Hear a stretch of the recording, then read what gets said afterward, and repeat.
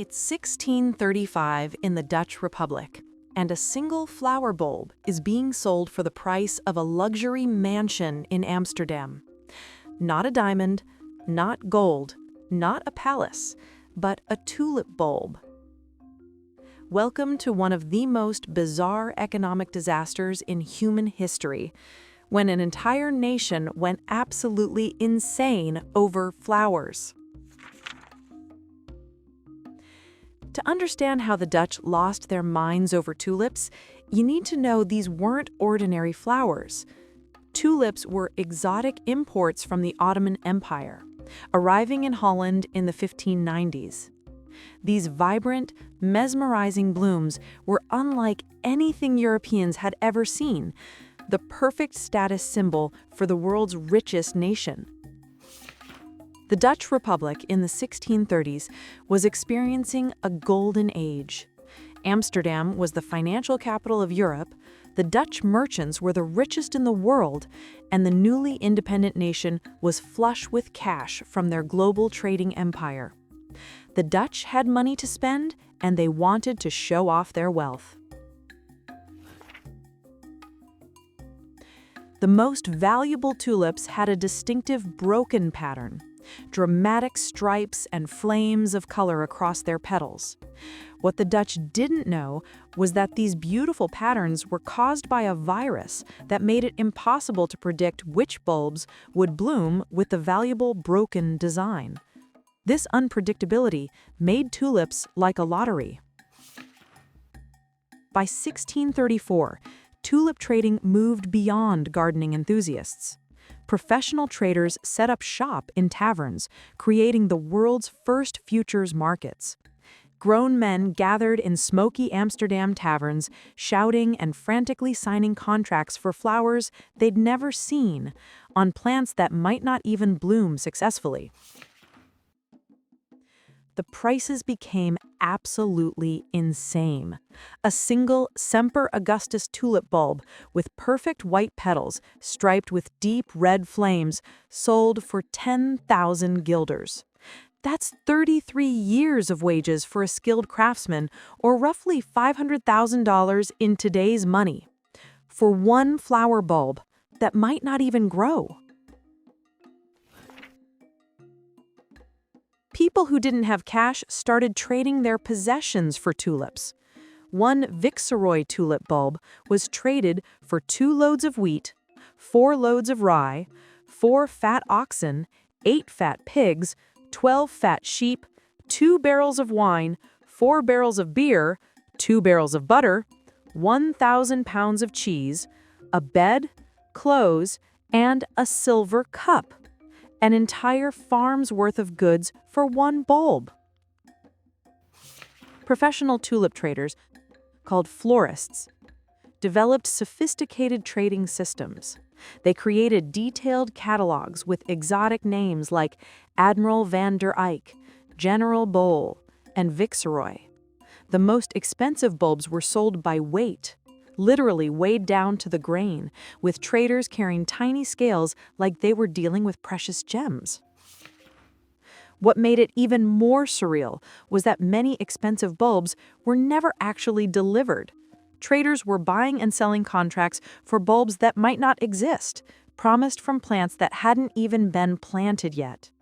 It was a market built entirely on speculation and hope, with fortunes made on paper flowers.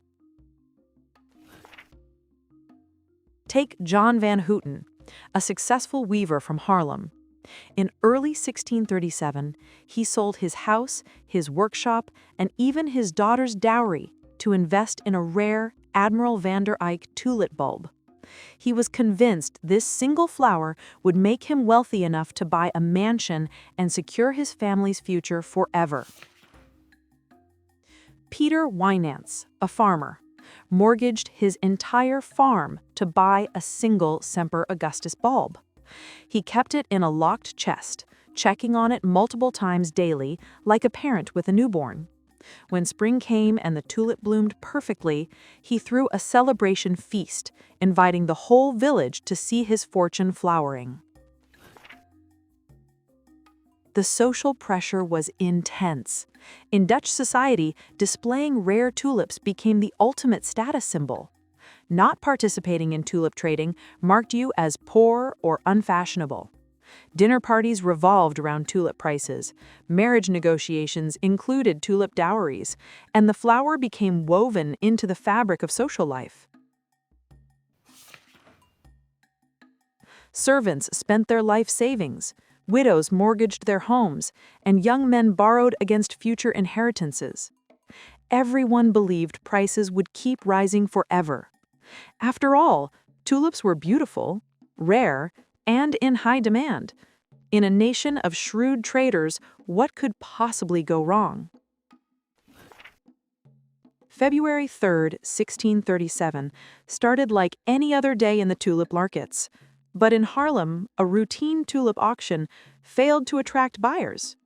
The auctioneer found himself facing a room of silent bidders. For the first time in years, tulips couldn't find buyers at any price. The news spread like wildfire across Holland.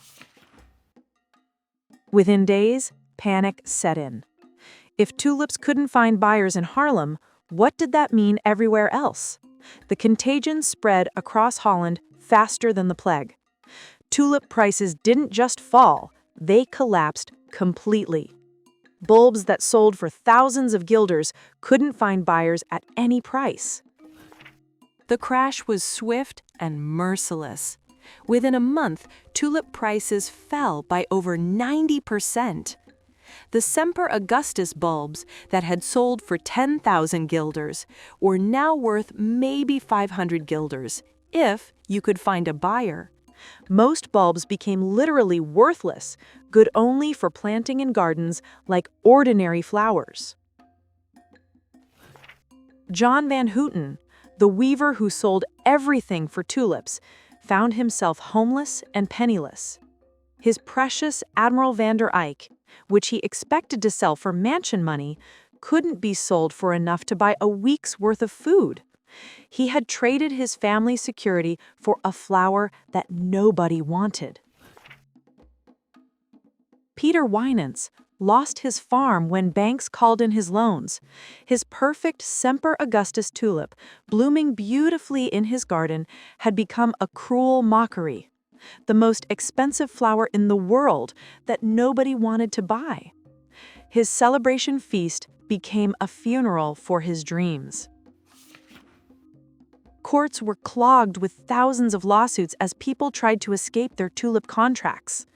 Families that had been wealthy were destroyed. The social fabric of communities was torn apart as neighbors sued neighbors over tulip deals gone bad. The psychological trauma lasted for generations. The tulip mania created something unprecedented. The world's first well-documented economic bubble. It showed how speculation, social pressure, and human psychology could create disasters that seemed impossible until they happened. The Dutch had created a market completely divorced from reality. Today, economists use tulip mania as shorthand for any investment bubble driven by speculation rather than value. Whether it's dot-com stocks in 1999 or housing in 2007, the pattern remains the same. Initial demand, speculative fever, social pressure to participate, and inevitable, devastating crash. The beautiful tulips still bloom in Holland every spring, but they're just flowers now. The great tulip mania taught humanity that no matter how sophisticated we become, we're still capable of losing our minds over the simplest things. Sometimes the most valuable lesson comes from learning that even beautiful things shouldn't cost you everything you have.